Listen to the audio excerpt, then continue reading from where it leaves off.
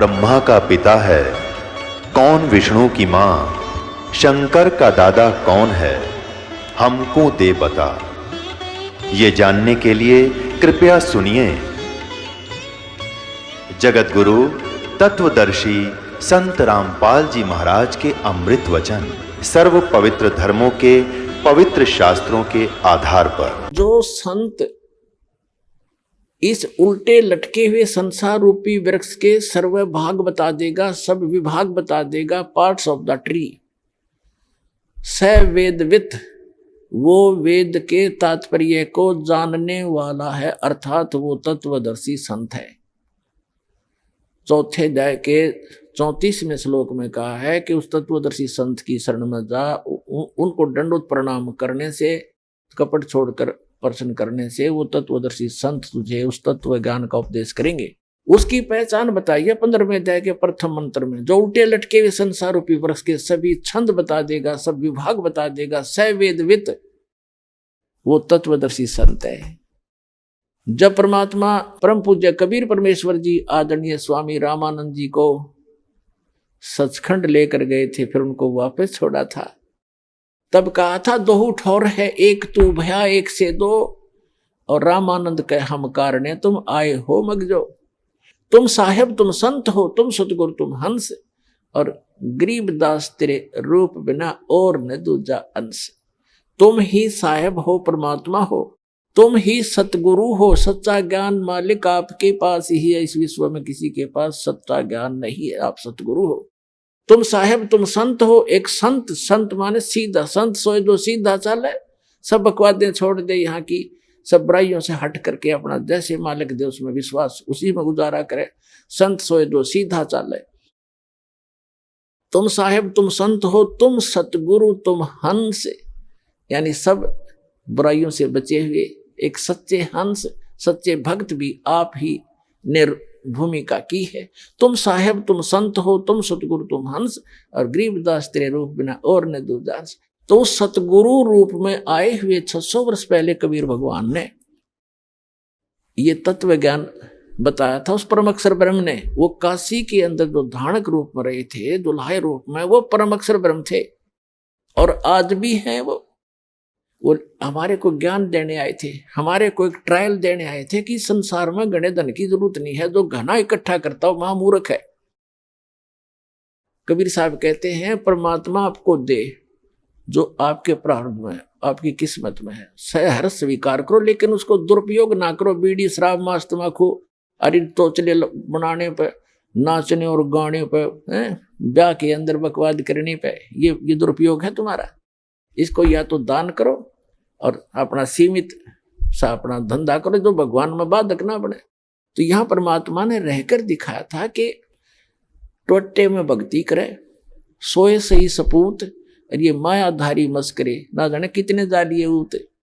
तो परमात्मा ने बताया कि वो एक रिहर्सल करके दिखाई, दाता ने एक रोल किया कि भगत को इतना पर्याप्त है। घर तो 3.5 हाथ गणाते है 4.25, कह कबीर जो घना चावे उसको नहीं विचार। फिर भी भगवान जो आपको दे रखा है उसमें संतुष्टि रखे, और केवल माया की ही डिमांड भगवान से नहीं करे। परमात्मा कोई बालक नहीं है। डॉक्टर के पास आप चले जाते हो, अब डॉक्टर को तो सारा पता है मरीज का, जब उसके दाखिल हो गया, वो एडमिट हो गया, अब मरीज अपना दर्द तो बता सके है, लेकिन डॉक्टर ने कौन सा इलाज पहले करना वो तो डॉक्टर जानता है। अब जैसे आपका एक्सीडेंट हो गया, डॉक्टर के पास चले गए, आपका रक्त बह रहा है, ब्लड निकल रहा है, ब्लीडिंग हो रही है, उधर से आपकी टांग में पीड़ा हो रही है, तो वो डॉक्टर, आप बेशक चिल्ला रहे होगे, लेकिन पहले ब्लड को रोकेगा कि ब्लड बह गया तो ये मर जाएगा, या टांग की चीज तो फिर बंद कर दूंगा। तो पहले वो ब्लड बंद करेगा ताकि आपका जीवन नाश ना हो, वो दर्द फिर हो जाए खत्म। तो इसी प्रकार आप जी यहाँ आते हो एक परमात्मा के हॉस्पिटल में आ गए, वो आपके सारे दुख दूर होंगे। अब आपने टारगेट बना रखा है मेरा ये काम हो, बस ये हो, और भगवान ने ये पता कि इसकी जान जाने वाली है, 10 दिन के बाद इसका जीवन नहीं है, तो आपकी एज एक्सटेंड करेगा। उम्र एक्सटेंड करने के लिए जो आपको एड दे रहा है वो काम आपका भले ही ना हो रहा है, लेकिन आपको जीवन दान दे करके वो 100 सुख देगा फिर आगे चल के। और डॉक्टर मरीज ये कहे मेरे टांग में पीड़ा, तू कैसा डॉक्टर है, मुझे दर्द ही नहीं ठीक हो रहा, लेकिन डॉक्टर को पता है कि इसका ब्लड रोकना जरूरी है, तो डॉक्टर वही काम करेगा जो आपके हित में होगा, आपकी नहीं मानेगा पहले वो। उसको मालूम है कि आप चिल्ला रहे हैं, उसको मालूम है कि इसमें ऐसी पीड़ा होगी, लेकिन ये घातक नहीं है। तो छोटे मोटे जो कष्ट आपको यहाँ आने पर भी हो रहे हैं, किस जैसे कई तो ऐसे हाथी ठीक हो जाते हैं, कुछ एक को अभी वो राहत नहीं मिल रही है जो वो डिमांड लेकर आते हैं। उसका कारण क्या है कि आपका जीवन नाश होने वाला होगा निकट भविष्य में, और परमात्मा आपको एक्सटेंड करेंगे, पहले वो ठीक करेंगे आपका, फिर आप पे सारा सुख होता चला जाएगा, जीवन भी मिलेगा, भक्ति भी होगी, सारा सुख भी यहाँ का जो चाहिए वो भी देगा।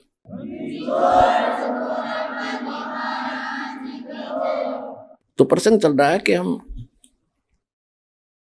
गीता अध्याय नंबर 15 के श्लोक नंबर 1 से 4 में ये स्पष्ट किया है कि उल्टे लटके हुए संसार रूपी वृक्ष को जो जानता है स वेदवित, वो तत्वदर्शी संत है, वो वेद के तात्पर्य को जानने वाला यानी ज्ञान युक्त है, वो तत्व ज्ञान युक्त। तो वो ज्ञान स्वयं भगवान ने बोला करके 600 वर्ष पहले, जिसको हम एक जुल्हा एक धान कहा करते थे। पुण्यात्माओं, ये आपके पिता हैं, पूरे विश्व के सभी आत्माओं के हमदर्द हैं। हमारे लिए ये कैसे वेशभूषा में यहाँ रहा करते थे और कैसा रोल करते थे, और पूरे ब्रह्मांडों का संचालन भी वो एक झोंपड़ी में बैठकर किया करते थे। उसकी समर्थता से जब आप परिचित होगे तब आपको पता चलेगा सचमुच हम भगवान को छोड़कर अन्य की जो साधना कर रहे थे वो मोक्षदायक भी नहीं थी, सुखदायक भी नहीं थी। तो क्या बताया परमात्मा ने? अक्षर पुरुष एक पेड़ है जो पृथ्वी से बाहर दिखाई देता, उसको पूरे सभी विभाग सहित उसको पेड़ बोलते हैं, ट्री बोलते हैं, वृक्ष कहते हैं, दरखत कहते हैं, रूख कहते हैं। और उसकी जो नीचे का जो हिस्सा है जड़, वो प्रोक्ष है, वो गुप्त है। तो इसको उल्टा कर लीजिए, ऊपर को जो जड़ है वो संसार रूपी वृक्ष की, तो वो जड़ तो समझो पूर्ण परमात्मा है, और उस पूर्ण परमात्मा ने आके बताया है कि अक्षर पुरुष एक पेड़ है, और सरपुरुष वा की डार, ज्योत निरंजन जिसको कहते हैं सरपुरुष, और तीनों देवा शाखा है ये पात रूप संसार। ये देखिएगा, एक संसार रूपी वृक्ष का चित्र दिखाते हैं। ये पृथ्वी से बाहर जो दिखता है, समझो ये जो इतना है, ये देखिएगा, ये स्थिति है वृक्ष की, पेड़ की। परमात्मा ने खुद बताया कि अक्षर पुरुष एक पेड़ है, ये सारा एक पेड़ है, और इसका तना जो है ये अक्षर पुरुष है, और सरपुरुष या की डार, और तीनों देवा शाखा हैं ये पात रूप संसार। आप जी यहां पर हैं नीचे, और ये अक्षर पुरुष है, ये तना है, ये अक्षर पुरुष तो समझो एक तना है ये इस पेड़ का, और इससे एक मोटी डार निकली है, वो सरपुरुष है, ये सरपुरुष है जिसको ब्रह्म कहते हैं, ब्रह्म। और ये तीनों देवा, इसके 3 पुत्र हैं, इसकी 3 शाखाएं हैं, रजगुण ब्रह्मा जी, सतगुण विष्णु जी, तमगुण शिव जी, और पात रूप संसार। अब ये तो उस परम पिता ने आके बता दिया कि अक्षर पुरुष एक पेड़ है, और निरंजन वा की डार, ये सरपुरुष वा की डार, और तीनों देवा शाखा है ये पात रूप संसार। तो ये जड़ कौन है, ये बताने के लिए दास को भेजा है कि ये जड़ जो है ये परम अक्षर ब्रह्म है इस संसार रूपी वृक्ष की। और वो परम अक्षर ब्रह्म कौन है? अनंत कोट ब्रह्मांड का एक रति नहीं भारे, ये सतगुरु पुरुष कबीरे हैं कुल के सिरजनहारे। ये हो परम अक्षर ब्रह्म। अपने आत्मा उस परमात्मा ने स्वयं आकर बताया कि अक्षर पुरुष एक पेड़ है, सरपुरुष वा की डार, और तीनों देवा शाखा है ये पात रूप संसार। तो गीता अध्याय नंबर 15 के श्लोक नंबर 1 में कहा कि जो संत, जो व्यक्ति संसार रूपी वृक्ष के इन सभी पार्ट्स को बता देगा, छंद को बता देगा, स वेदवित, तो तत्वदर्शी संत। उसके पश्चात 15वें अध्याय के 4थे श्लोक में कहा, उसके पश्चात परमेश्वर के उस परम पद की खोज करनी चाहिए जब तत्वदर्शी संत मिल जाए उस तत्व ज्ञान से। गीता अध्याय नंबर 15 के श्लोक नंबर 1 से 4 का निष्कर्ष दास बताने जा रहा है। तीसरे में कहा है कि उस तत्व ज्ञान से इस अज्ञान रूपी गुत्थी को काट कर समझ कर उसके पश्चात परमेश्वर के उस परम पद की खोज करनी चाहिए, जहां जाने के बाद साधक फिर लौटकर कभी संसार में नहीं आते। और गीता ज्ञानदाता कहता है कि जिस परमेश्वर से संसार रूपी वृक्ष की ये प्रवृत्ति विस्तार को प्राप्त हुई है, यानी जिसने सब ब्रह्मांडों की रचना की है, केवल उसकी भक्ति करना और की नहीं। अपनी भी भक्ति को मना करता है, तुझे मोक्ष चाहिए, वहां जाना चाहता है, जहां जाने के बाद लौटकर साधक फिर संसार में कभी नहीं आते। उसके विषय में कहता है फिर तो उसी की भक्ति करनी है और को इष्ट रूप में नहीं मानना। ये देखिएगा श्रीमद् भगवत गीता दिखाते हैं आपको, ये देखिएगा श्रीमद् भगवत गीता और जयदयाल गोविंद का द्वारा इसका अनुवाद है। इसके 15वें अध्याय पर चलते हैं। यह है अथ पंचदशोध्याय, 15वां अध्याय। इसमें कहा है श्री भगवान वाच ऊर्ध्व मूलम अधः शाखम अश्वत्थम प्राहु अव्यम छंदासी यस्य प्रणानी ये तम वेद स वेदवित। इन्होंने अनुवाद ठीक नहीं करना आया, ये तो ठीक लिखा है ना, आदि पुरुष परमेश्वर तो समझो, ऊपर को जड़ है वो तो पूर्ण परमात्मा है। ऊर्ध्व मूलम ऊपर को शाखा लिखना था, वो आदि पुरुष परमेश्वर है। और अधः शाखम नीचे को शाखा वाला, ये गलत लिखा है, पर मां रूप मुख्य शाखा वाले नहीं। ये देखो दूसरे मंत्र में गीता अध्याय नंबर 15 के श्लोक नंबर 2 में अधः और अधः 2 बार आए हैं। इन्होंने इसका अनुवाद यहाँ किया है, अधः माने नीचे, अधः माने नीचे, बिल्कुल ठीक है। अधः माने नीचे, अधः माने नीचे। तो यहाँ ऊर्ध्व माने ऊपर, ऊर्ध्व माने ऊपर। यहाँ देखो, हम ही इसे देख लेंगे प्रथम अध्याय में, 15वें अध्याय के प्रथम मंत्र में ऊर्ध्व मूलम ऊपर को जड़ वाला, मूल जड़, और अधः शाखम नीचे को शाखा वाला। एक आम बालक भी समझ जाए इस ज्ञान से। और संसार रूपी पीपल के वृक्ष को अविनाशी कहते हैं। छंद, छंद वेद नहीं होते, छंद माने इसके विभाग, जिसके पत्ते आदि कहे गए हैं। और तम वेद, तम यह वेद जिसको, उस संसार रूपी वृक्ष को जो अंधकार रूप में छुपा हुआ है, ज्ञान रूप में, जिसको समझ नहीं सके, उस संसार रूप वृक्ष को जो पुरुष मूल सहित यानी जड़ से लेकर और पत्तों तक तत्व से जानता है, स वेदवित, स वेदवित, वह वेद के तात्पर्य को जानने वाला है, अर्थात वह तत्वदर्शी संत है। अब यहां देखो, अब 15वें अध्याय का हमने इसमें सारा बता रखा है। तीसरे में क्या कहा है कि अब हम इसको सारे सुना देते हैं आपको। ये दूसरे में क्या कहा है कि उस संसार वर्ष की तीनों गुण रूप, तीनों गुण माने रजगुण ब्रह्मा, सतगुण विष्णु, तमगुण शिव जी, रूप जल से बढ़ाई हुई नहीं, ये शाखाएं हैं, शाखा है। विषय प्रवाला शाखा है, विषय विकारों वाली ये शाखा है। रजगुण ब्रह्मा, सतगुण विष्णु, तमगुण शिव जी, अधः नीचे और ऊपर फैली हुई है। नीचे माने जैसे यो गीता का ज्ञान पृथ्वी पर बोला जा रहा था, ऊपर स्वर्ग, नीचे पाताल, ऊपर और नीचे फैली हुई है। क्योंकि श्री ब्रह्मा, श्री विष्णु, श्री शिव जी एक एक गुण युक्त हैं, एक एक विभाग के मंत्री हैं। इनका प्रभाव इन तीनों ही लोकों पर है, पृथ्वी लोक पर, पाताल लोक और स्वर्ग लोक पर। इससे अन्य जो स्थान हैं, जो ब्रह्म लोक है, वो अलग स्थान है, वहां पर ये काल भी 3 ही रूप धारण करके रखता है, उसमें भी तीनों ही गुण अपने विद्यमान रखता है। वो ऊपर के लोगों के लोग उससे प्रभावित होते हैं, इनका केवल यहीं तक सीमा है। अब देखो, ऊपर और नीचे फैली हुई। और मनुष्य लोक में, इस संसार में कर्मों के अनुसार बांधने वाली ये भी मुख्य मूलानी, मुख्य कारण है, नीचे और ऊपर फैली हुई है, नीचे और ऊपर। अब तीसरे में कहा है कि इस संसार वर्ष का स्वरूप जैसा कहा है वैसा यहाँ विचार काल में गीता ज्ञानदाता कहता कि जैसा इसके बारे में सुना है उसको पूर्ण रूप से मैं तेरे को नहीं बता पाऊंगा इस गीता जी के डिस्कशन में। जैसे इस संसार वर्ष का स्वरूप जैसा कहा है वैसा यहाँ विचार काल में नहीं पाया जाता, नहीं पाया जाता। क्योंकि गीता ज्ञानदाता कहता है कि क्योंकि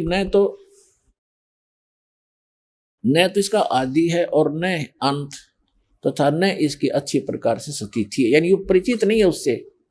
इसलिए इस अहमता, इस सुविरुद्ध मूलम, इस दृढ़, अब जैसे संसार रूपी वृक्ष का ऊपर को जड़ जो स्थान है वो सतलोक, अलखलोक, अगमलोक, अकैलोक, ऊपर क्या जो पोर्शन है सारे 3-4 लोक वो अविनाशी स्थान है।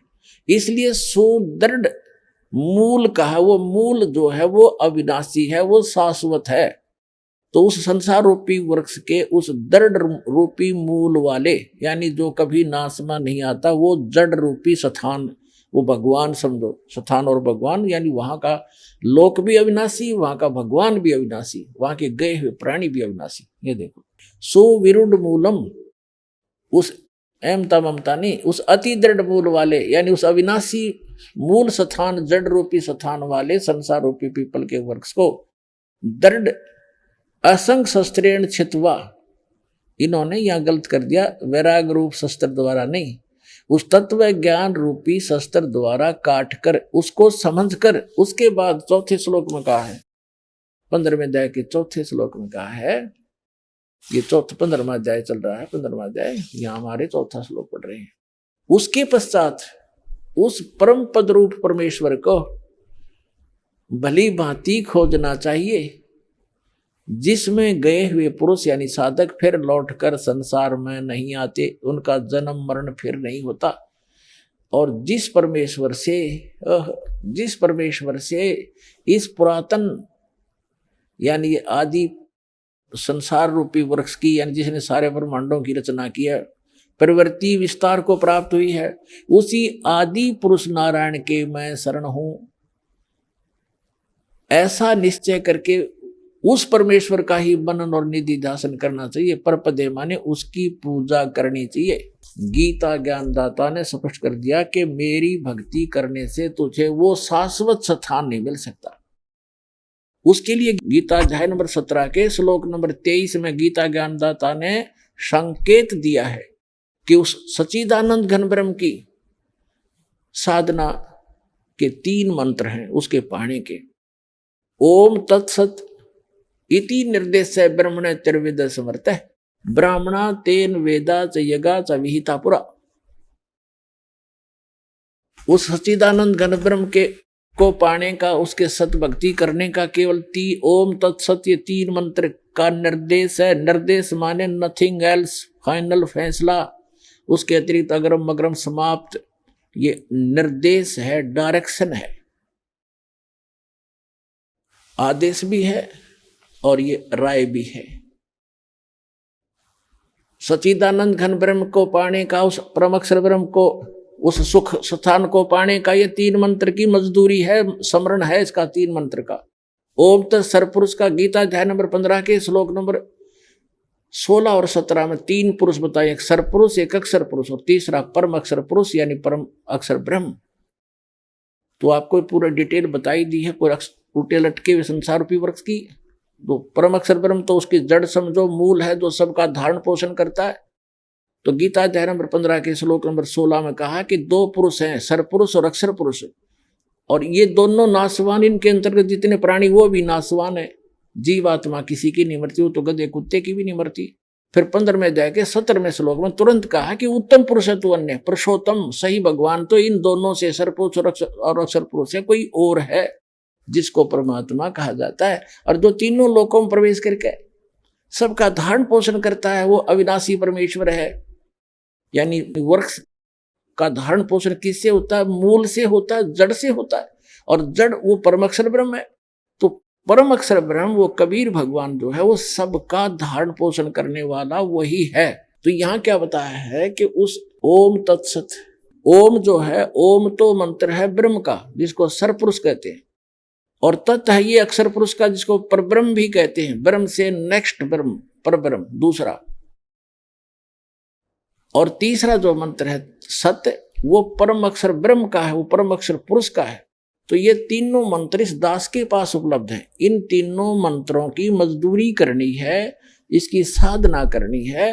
कोई अभी तक ये मार क्यों खाते रहे? कबीर पंथी ये इन मंत्रों का जाप नहीं करते थे जो दास आपको प्रथम बार देता है। ये कहते हैं तो ब्रह्मा विष्णु महेश की पूजाएं हैं, हम क्यों करें, हम तो सतपुरुष की साधना करेंगे। ऐसे ही ये बात बिगड़ी रही। अरे ये साधना नहीं, ये तो यहाँ के मालिक है।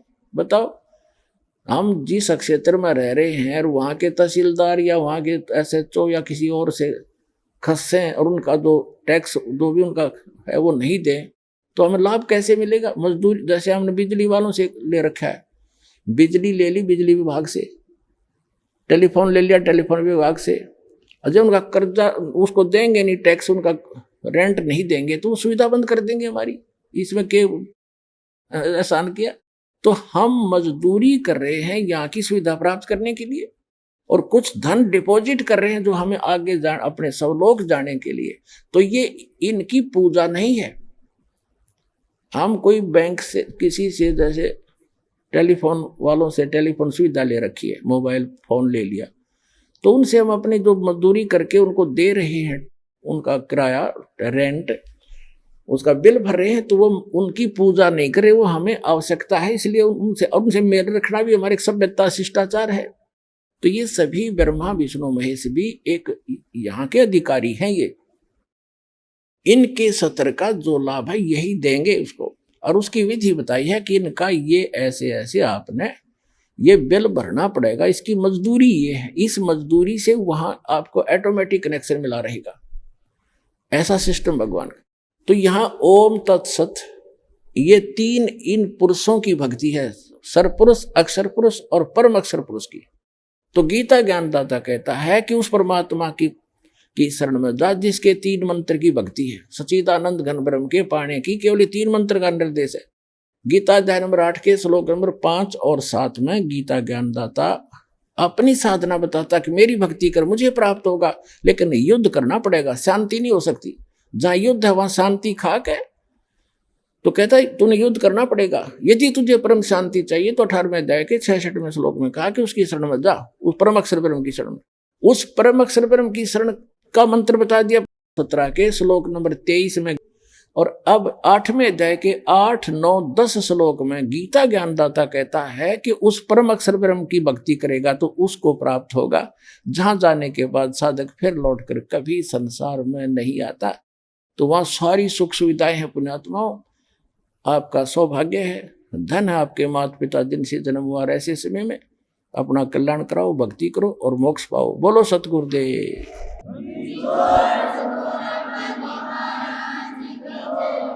परम पिता परमात्मा पूर्ण ब्रह्म सारी सृष्टि के रचनहार कुल मालिक कबीर परमेश्वर जी की असीम रजा से आप सभी पुण्यात्माएं परमात्मा की महिमा सुनने के लिए उपस्थित हुए। सत्संग में आने से प्राणी को ज्ञान होता है कि आप कौन हो, कहां से आए हो,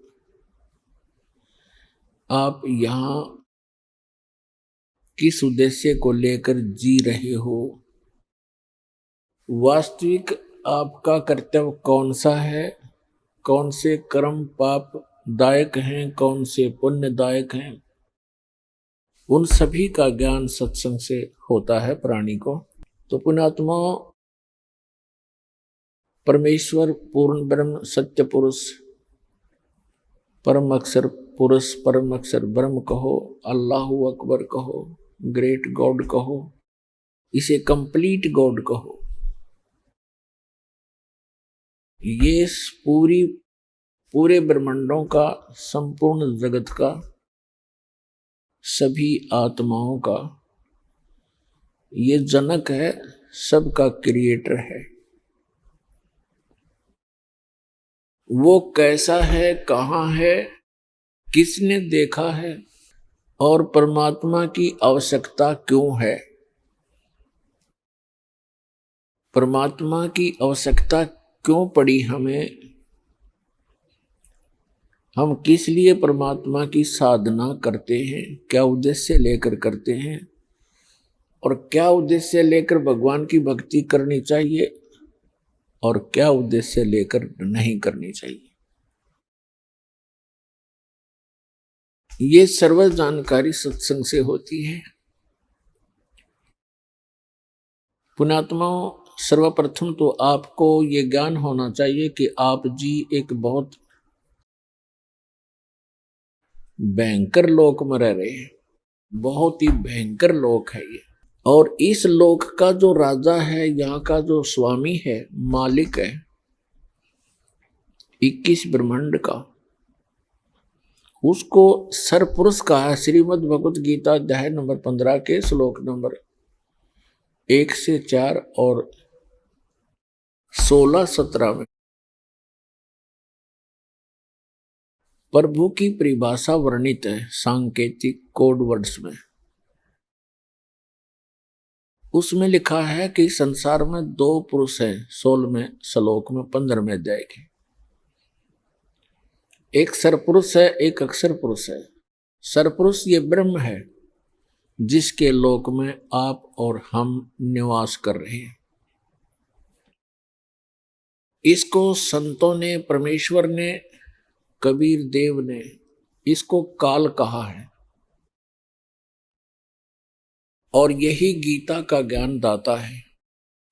और इसने श्रीमद् भगवत गीता अध्याय नंबर 11 के श्लोक नंबर 32 में स्वयं ही स्वीकारा है कि मैं काल हूं अर्जुन, और इस सर्व लोकों का नाश करने के लिए अब प्रवृत्त हुआ हूं, अभी प्रकट हुआ हूं। श्री कृष्ण जी काल नहीं थे, इन्होंने पहले कभी अपने आप को काल नहीं कहा, और गीता ज्ञान देने के उपरांत उन्होंने कभी अपने आप को काल नहीं कहा। ये सरपुरुष, ये काल भगवान, जिसे हिंदू अपने ऋषि, सनातन धर्म के ऋषि जिसको ब्रह्म कहते हैं, ये सरपुरुष है। इसको काल भी कहते हैं। ये स्वयं भी काल कहता है अपने आप को, मैं काल हूं और सबका नाश करने के लिए प्रवृत्त हुआ हूं। श्री कृष्ण जी में प्रवेश करके ये श्रीमद् भगवत गीता का ज्ञान इसने बोला, जिसमें अधिकतर ज्ञान वेदों वाला ही है। हम सरपुरुष के लोक में रह रहे हैं। श्रीमद् भगवत गीता अध्याय नंबर 15 के श्लोक 16 और 17 में 3 पुरुष बताए हैं। एक सरपुरुष है जो 21 ब्रह्मांड का मालिक है, स्वामी है, प्रभु है, राम है, गॉड है, अल्लाह है। और दूसरा अक्षर पुरुष है जिसके 7 शंख ब्रह्मांड हैं, नील, पद्म, शंख, 7 शंख, 7 शंख ब्रह्मांड का वो स्वामी है। उसको अक्षर पुरुष कहा है श्रीमद् भगवत गीता अध्याय नंबर 15 के श्लोक नंबर 16 में। 16 में सरपुरुष और अक्षर पुरुष ये 2 पुरुष बताए, और दोनों ही नाशवान, और इनके अंतर्गत जितने प्राणी हैं वो भी, उनका भी शरीर नाशवान है। जीवात्मा किसी की नहीं मरती, वो तो गद्दे की भी नहीं मरती, कुत्ते की भी नहीं मरती। श्लोक नंबर 17 में तुरंत कहा है कि उत्तम पुरुष है तू अन्य परमात्मा इति उदाहरते। यह लोग तरम आविश्य विभर्ति अव्यय ईश्वर है। उत्तम पुरुष यानी पुरुषोत्तम, श्रेष्ठ परमात्मा तो कोई और है इन दोनों से, सरपुरुष और अक्षर पुरुष से। वही तीनों लोकों में प्रवेश करके सबका धारण पोषण करता है, और वो वास्तव में अविनाशी परमात्मा है।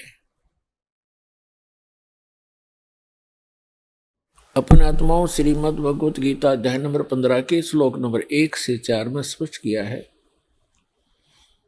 एक मंत्र में कहा है कि ऊपर को जड़ और नीचे को तीनों गुण रूपी शाखा वाला। गीता अध्याय नंबर 15 के श्लोक मंत्र 1 और 2 का निष्कर्ष है कि ऊपर को जड़, वो तो मूल मालिक है, कुल मालिक है, पूर्ण परमात्मा है, और नीचे को तीनों गुण रूपी शाखा, रजगुण ब्रह्मा, सतगुण विष्णु, तमगुण शिव जी रूपी शाखा वाला ये उल्टा लटका हुआ संसार रूपी वृक्ष है। और जो संत इसके सभी विभाग बतावे वह तत्वदर्शी संत है। ऊपर को जड़ तो पूर्ण परमात्मा है, सत्य पुरुष है, अविनाशी परमेश्वर है, परम अक्षर ब्रह्म है। और संसार रूपी वृक्ष को अर्थात किसी भी पेड़ को मूल से ही सर्व कुछ प्राप्त होता है, मूल से जड़ से ही उसका पोषण होता है। इसलिए हमारा सबका जो मूल मालिक है, कुल मालिक है, जो संसार रूपी वृक्ष की जड़ है, मूल है, जिसने सब ब्रह्मांडों की रचना की और सभी का वो पालन पोषण भी कर रहा है, वो सत्य पुरुष है, वो परम अक्षर पुरुष है। वही पूजा के योग्य है, वही पाप नाशक है, वही मोक्षदायक है, वही सबका जनक है, सर्व उत्पादक है। तो श्रीमद् भगवत गीता अध्याय नंबर 15 के श्लोक नंबर 1 में कहा है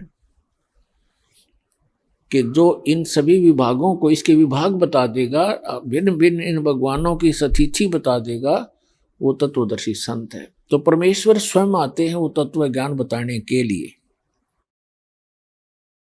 अब वो परमेश्वर 600 वर्ष पहले आए थे बनारस के अंदर, भारतवर्ष की काशी नगर में, और वहां पर 120 वर्ष रहे थे। सहशरीर आए थे, सहशरीर वो चले गए थे।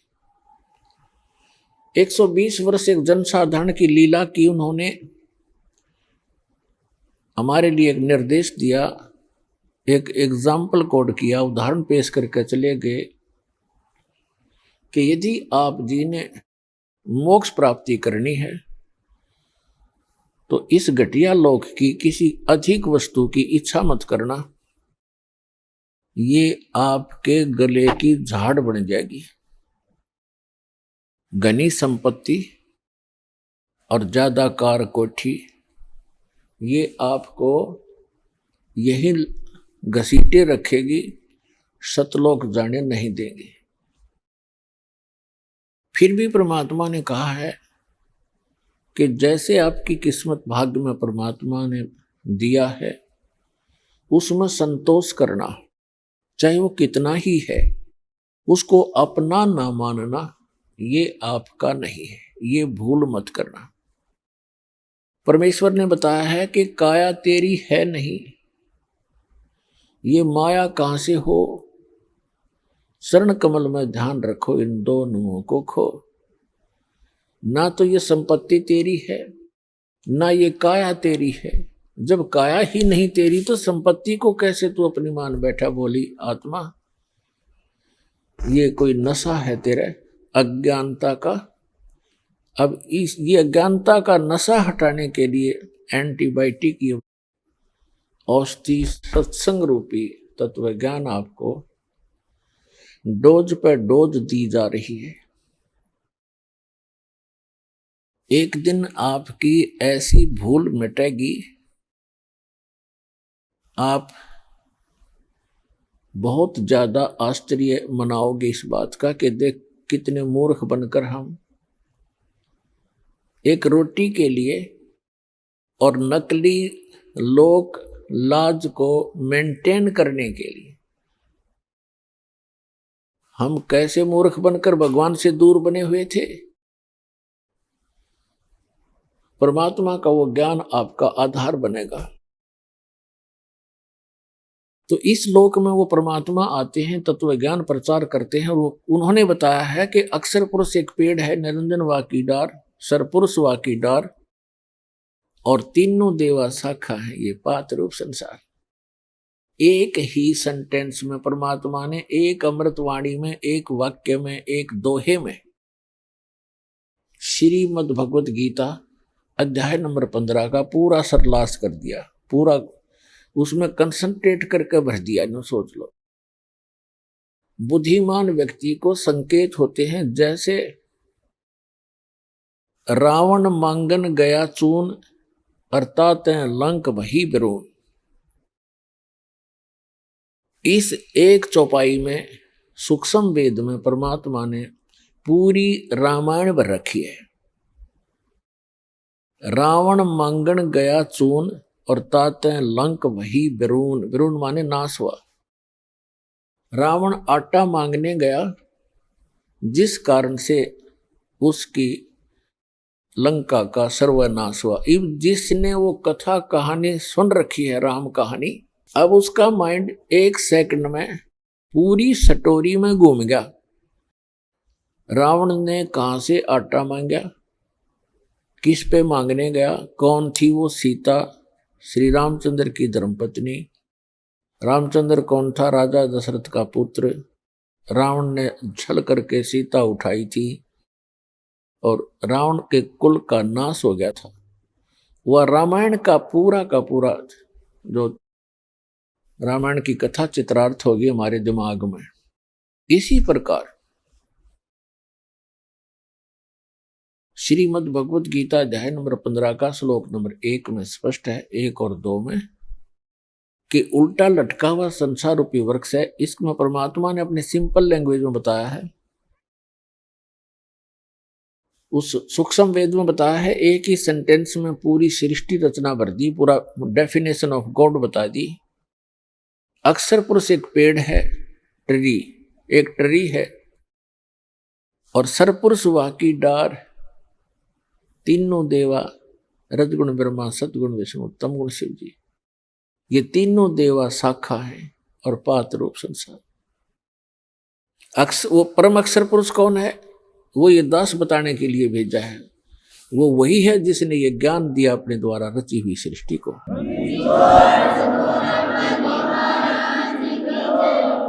वही है जिसने अपने द्वारा रची हुई सृष्टि को ठीक ठीक बताया। वो परम अक्षर ब्रह्म है। श्रीमद् भगवत गीता अध्याय नंबर 15 के श्लोक नंबर 1 से 4 का निष्कर्ष है कि अर्जुन, जब तत्वदर्शी संत तुझे मिल जाए, उसकी पहचान ये है कि वो इस संसार रूपी वृक्ष के सभी विभाग बताओगा। उसके पश्चात परमेश्वर के उस परम पद की खोज करनी चाहिए, जहां जाने के बाद साधक फिर लौटकर कभी जन्म मृत्यु में नहीं आते। और जिस परमेश्वर ने सारे ब्रह्मांडों की रचना की, उसी की भक्ति करनी चाहिए, और की नहीं।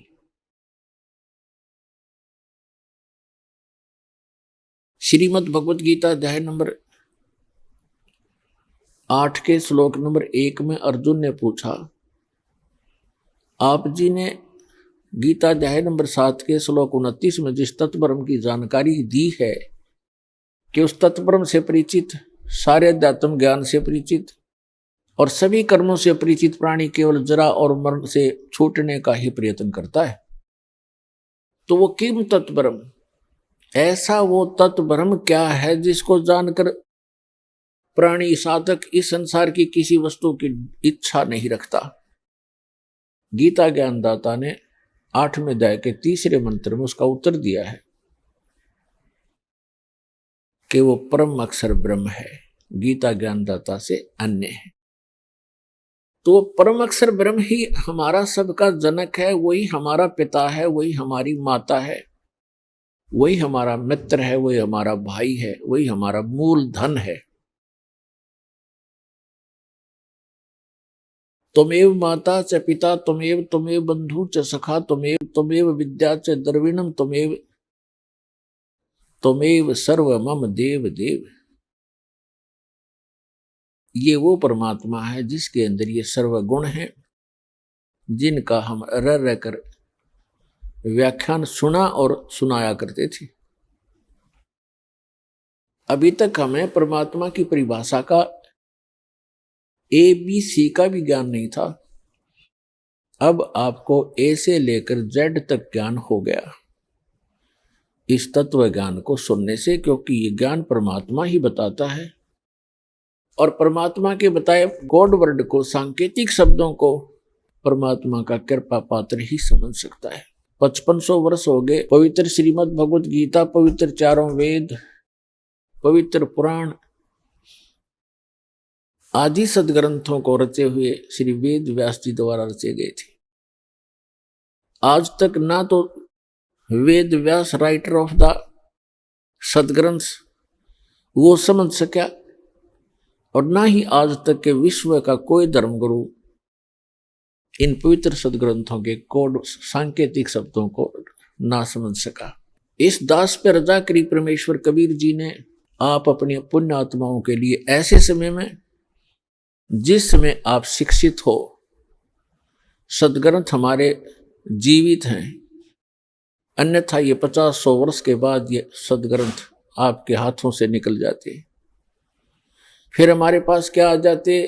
हनुमान चालीसा, गणेश जी की आरती, भगवान शिव की आरती है, जय गणेश देवा, माता थारी पार्वती, हम इसमें लगे रहते। तो पुण्यात्मा,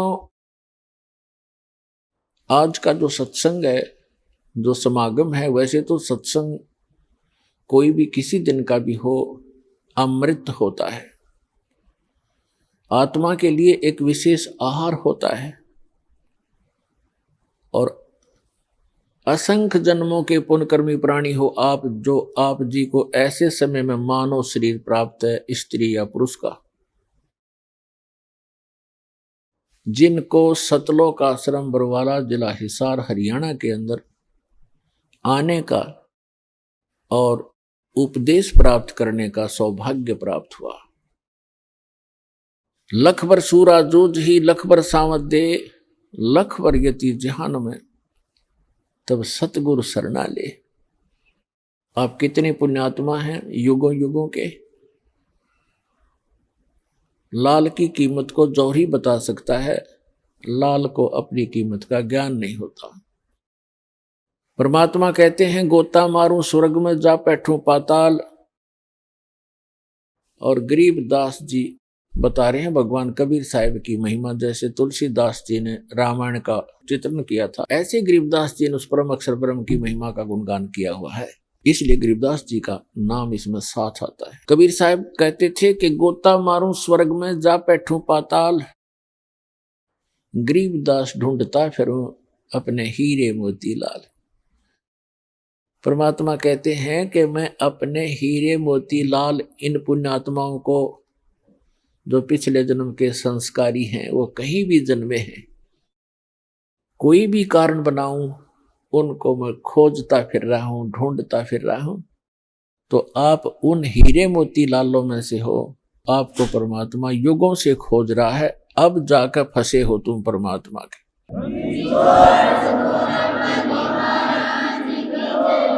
नहीं तो आप उस काल कसाई के फंसे थे, आज परमात्मा की जकड़ में आए हो पुण्यात्माओं। इस परमात्मा के जहाज से उतरना जाना, नहीं तो आप सदा के लिए बाउजल के अंदर बह जाओगे। असंख्य जन्मों में जाकर के फिर आपका ये दाव लगेगा। इस ऐसे समय में आपका मानव शरीर है। वैसे तो इस ज्ञान से बुद्धिमान मानव है, आज कोई अनजान नहीं है, बहुत बुद्धिमान मानव है। इस ज्ञान से शीघ्र ही आपको समझ में आ जाएगा ये क्या राज है, क्यों जन्मते हैं, क्यों मरते हैं। आज हम सब कुछ मान रहे हैं, पुत्र पुत्री है, संपत्ति संतान है, एक सेकंड में या तो संतान की मृत्यु हो जाती है या स्वयं ही संसार छोड़कर चला जाता है। व्हाट इज दिस, ये क्या है? तो ये समझ में होगा थोड़े दिन में आपको ये इतना गंदा लोग दिखाई देगा, आपको अंदर से हेट हो जाएगी इसकी। जब तक यहाँ के अंदर से हेट नहीं होगी, अंदर से हेट का मतलब ये नहीं कि किसी से नफरत बनेगी, लेकिन इस जन्म मरण के जो कोल्लू में आप पड़े हुए हो, गिरे हुए हो रहट के अंदर, इससे नफरत हो जाएगी। ये क्या जीवन है? आज हम सारा लग रहे हैं ये जोड़ दूं, कोठी बना लूं, झूठ बोली, चोरी करी, रिश्वत खोरी करी, मिलावट किया, सारा दिन कर्म बिगाड़े, एक कोठी बना ली, एक कार ले ली, कल मृत्यु होगी और फिर गधा बना फिर वहां करोड़ियों पे। क्या है ये? परमात्मा कहते हैं कोट जन्म तन भर मत होगे, कुछ नहीं हाथ लगा रे, और कुकर सुकर खरबा बोरे, कौआ हंस बुगारे। कोटि जन्म तू राजा की, न मिटी न मन की आशा, और भिक्षुकों का दर दर घूमिया, मिला ना निर्गुण रासा। तो कहने का भाव ये है कि आप जी को इस लोक का पता लग जाएगा कुछ दिनों में, और फिर आपकी स्थिति ऐसी हो जाएगी कि बंदी छोड़ दयाल जी तुम तक हमारी दौड़, और जैसे काग जहाज का अब सूजत और न ठोर। जैसे समुद्री जहाज के अंदर कौवे बैठकर चले जाते थे, क्योंकि रास्ते में यात्री आहार करते, खाना खाते हैं, पुण्यकर्मी प्राणी होते हैं, पशु पक्षियों को अवश्य कुछ अंश अपने भोजन का डालते हैं। तो कौवे चले जाते हैं जहाज पर बैठकर। रात्रि के समय काफी समय बीत जाता है, काफी दूर निकल जाता है जहाज। सूर्य उदय पर, पुराने समय की बातें हैं, उस समय दिशा सूचक यंत्र जो होते थे इतने एफिशिएंट नहीं होते थे, और वो कई बार इस चुंबकीय चट्टानों से डिस्टर्ब हो जाते थे। समुद्र के अंदर चुंबकीय चट्टान होती है, उनसे डिस्टर्ब हो जाते थे, और जो जहाज के चालक होते थे वो अपनी दिशा और दिशा सूचक को चेक करने के लिए, उसकी जांच करने के लिए जहाज पर बैठे हुए कौवे को पत्थर मार मार कर उड़ने को विवश कर देते थे। और कौवे के अंदर एक विशेषता दी है परमात्मा ने कि उसको वो भूलता नहीं रात्रि में भी तो कौन सी दिशा से चला था, पूर्व से चला था या पश्चिम से चला था, या दक्षिण से चला था या उत्तर से चला था। तो वो तुरंत उसी दिशा को उड़कर चलता है, सीधा स्ट्रेट। उससे चालक तो अपनी दिशा की जांच कर लेता है कि हम सही दिशा में चल रहे हैं या नहीं, हमारा इंस्ट्रूमेंट ठीक काम कर रहा है कि नहीं। कुछ देर के बाद वो कौवा क्या देखता है, वहां से तो उड़ गया, आगे देखता है कोई भी बैठने का ठिकाना उसको दृष्टिगोचर नहीं हो रहा। वो 1500 फुट उड़ जाता है, फिर वापस मुड़ जाता है उस जहाज की ओर, क्योंकि उस जहाज के अतिरिक्त उसको अपना जीवन रक्षक कोई भी नजर नहीं आता। जहां भी देखता है वही डूबने का स्थान है, मृत्यु हो जाने का डर है। एक जहाज ही सुरक्षित स्थान उसको मिलता है। तो पुण्यात्माओं, परमात्मा ने एक संकेत दिया है कि एक दिन आपको कबीर भगवान और यो सतलोक आश्रम स्थान हरीश दास के द्वारा दिया गया ये अमृत नाम और ज्ञान आपको ऐसा लगेगा जैसे परमात्मा कहते हैं, आप फिर ऐसे कहा करोगे, बंदी छोड़ दयाल जी तुम तक हमारी दौड़, और जैसे काग जहाज का अब सूझत और नठौर। इस परमात्मा कबीर जी के अतिरिक्त, इस सच्चे नाम के अतिरिक्त, इस सच्चे ज्ञान के अतिरिक्त आपको पूरा संसार ऐसा नजर आएगा जैसे जहाज के अतिरिक्त पूरा जल है जिसमें बैठते ही डूब जाओगे।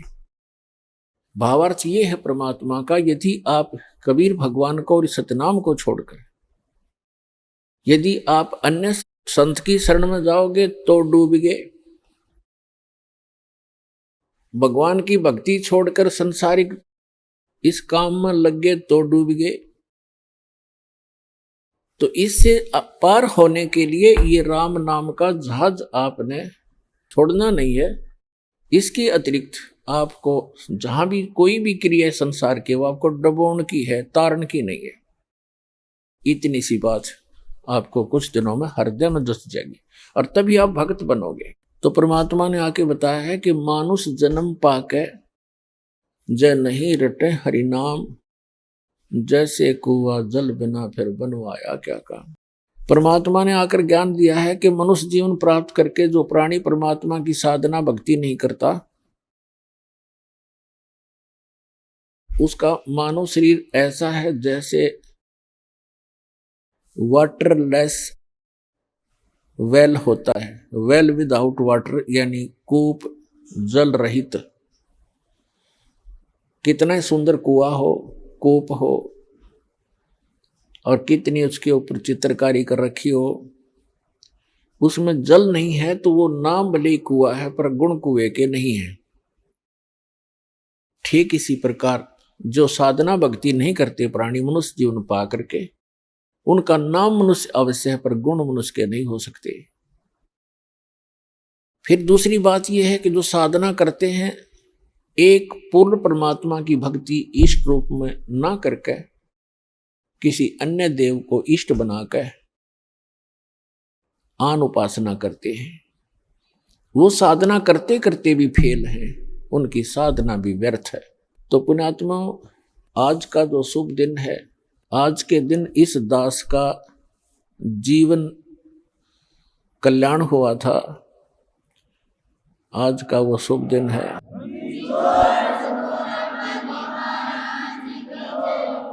आज का वो शुभ दिन है, इस दास के जीव का उद्धार हुआ था और इस दास को उपदेश प्राप्त हुआ था। और उपदेश भी वो जिसको हम खोजते खोजते असंख्य युग हो गए थे, वो उपदेश सहज में प्राप्त हुआ था। आइए अब हम उन श्रद्धालुओं के अनुभव जानते हैं जो जगत गुरु तत्वदर्शी संत रामपाल जी महाराज जी से दीक्षा प्राप्त कर चुके हैं तथा उनके द्वारा बताए गए भक्ति मार्ग पर चल रहे हैं। नमस्कार सर। नमस्कार सर। सर क्या नाम है आपका? हमारा नाम चंचल मिश्रा है सर। चंचल मिश्रा जी, आप कहाँ से हैं? हमारा ग्राम बरैचा, तहसील मोहम्मदी, जिला लखीमपुर खीरी, उत्तर प्रदेश से हूँ मैं। चंचल मिश्रा जी, संत रामपाल जी महाराज से नाम दीक्षा आपने कब ली? संत रामपाल जी महाराज जी से नाम दीक्षा हमने 3 अगस्त 2017 को ली सर। चंचल मिश्रा जी, हमारे दर्शकों को बताएं कि आपने क्या क्या भक्ति साधनाएं की। बचपन में भक्ति किया करते थे, जैसे ही जवान हुए सारी भक्ति भूल गए और व्यसनों में लीन हो गए सर। और भक्ति तो करते ही नहीं थे, बस थोड़ा बहुत ब्राह्मण परिवार में जन्म होने से थोड़ा देखा देखी, मतलब थोड़ा बहुत भक्ति कर लिया करते थे बस, उसके अलावा और कोई भक्ति नहीं किया करता था। तो सर क्या कारण बना कि आप संत रामपाल जी महाराज जी की शरण में आए? हमने एक दिन टीवी पे सत्संग देख रहे थे, संत रामपाल जी महाराज जी का सत्संग साधना चैनल पे देखा, तो उसमें एक इंटरव्यू आ रहा था। तो मेरे को भगवान ने मतलब ऐसी इच्छा प्रेरित की कि तुम भी भक्ति करो, क्योंकि बचपन में हम भक्ति किया करते थे, लेकिन संगत खराब होने से हमारा भक्ति भाव से मन उचट गया था। उसके बाद में हम जब इंटरव्यू में देखा कि वो भगत ऐसे बोल रहे हैं वहाँ पे, तो मेरे हाथ में तकलीफ़ थी, मेरा हाथ जो है वो उठता नहीं था, नसें फूल गई थी उसकी। तो कई डॉक्टरों को दिखाया था, मतलब तो उन्होंने बोला कि इसका ऑपरेशन करना पड़ेगा। तो मैंने कहा ऑपरेशन नहीं कर पाऊँगा। तो मैंने वहाँ पे बैठे बैठे ही बोल दिया कि अगर मेरा हाथ ठीक हो जाएगा तो मैं संत रामपाल जी महाराज जी से दीक्षा ले लूँगा। मेरे बिना भक्ति किए ही 3 दिन में हाथ स्वतः ही ठीक हो गया और मैंने जाकर संत रामपाल जी महाराज जी से नाम दीक्षा ग्रहण की।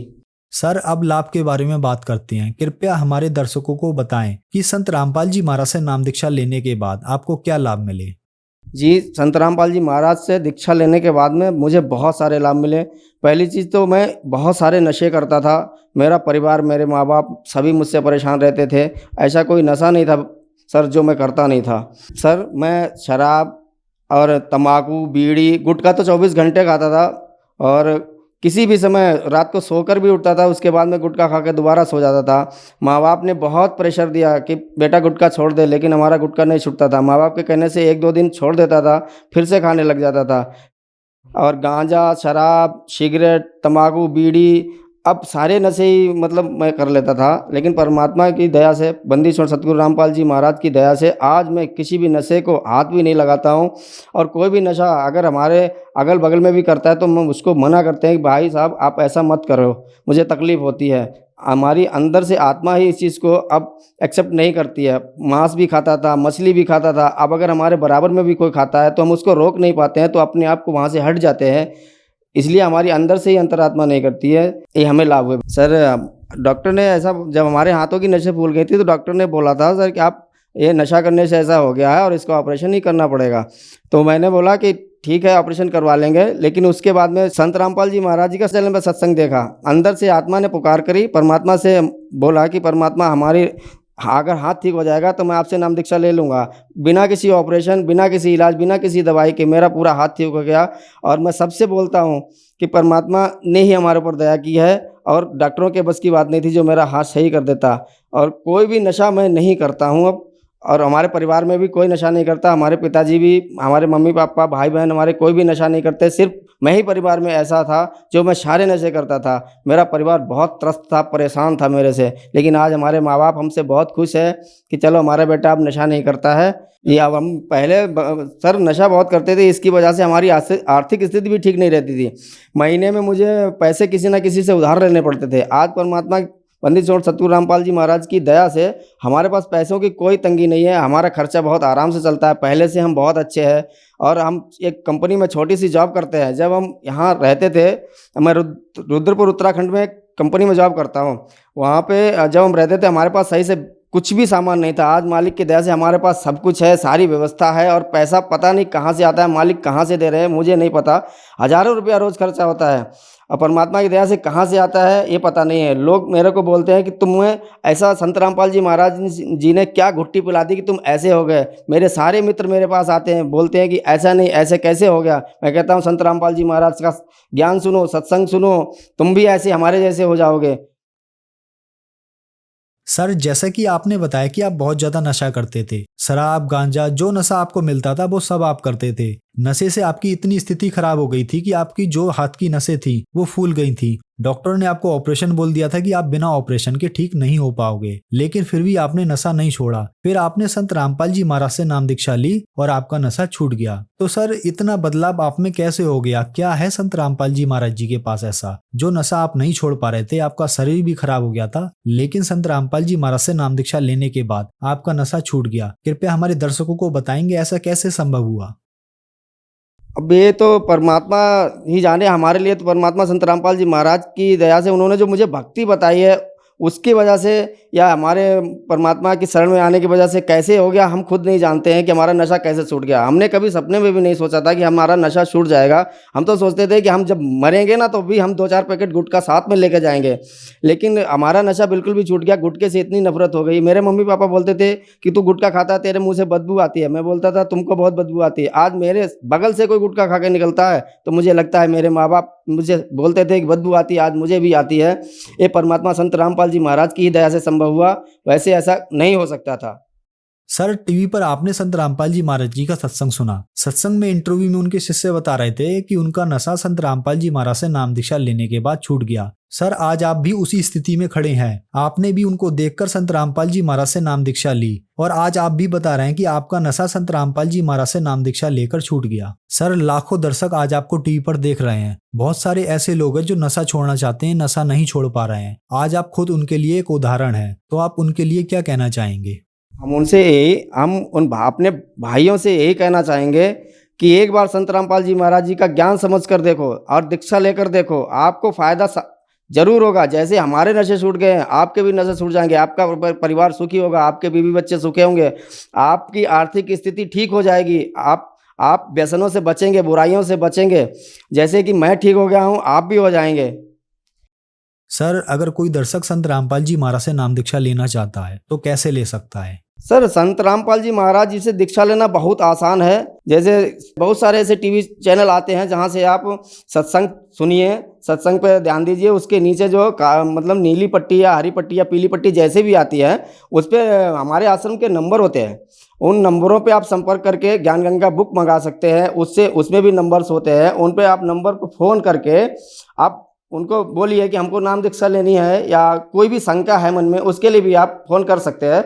और उन नंबरों पर संपर्क करेंगे आप जहाँ कहीं भी किसी भी विश्व में कहीं भी रहेंगे आप, तो आप को नाम दीक्षा केंद्र जो आपके नज़दीकी नाम दीक्षा केंद्र होगा वहाँ की आपको एड्रेस बता दिया जाएगा। आप वहाँ जा कर के और संत रामपाल जी महाराज जी से नाम दीक्षा ले सकते हैं।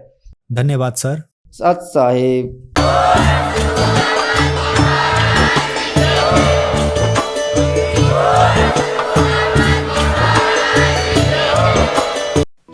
आप सुन रहे थे जगत गुरु तत्वदर्शी संत रामपाल जी महाराज के मंगल प्रवचन। अधिक जानकारी के लिए संपर्क करें